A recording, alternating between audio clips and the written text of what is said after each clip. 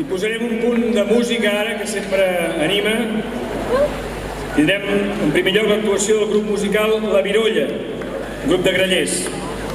És un grup format per 6 joves músics de Tarragona que va néixer a finals de l'any 2012 amb l'objectiu de poder mostrar tots els coneixements musicals adquirits durant molts anys d'estudi. Està format per 4 gralles i 2 timbals. El seu repertori va des de les peces tradicionals i més populars de la cultura catalana fins a versions de música actual, passant per les músiques més conegudes de les festes majors d'arreu del país. I aquesta tarda ara mateix ens interpretaran, pensant en els companys de Vinaròs, la moixeranga del Gemesí, La Virolla!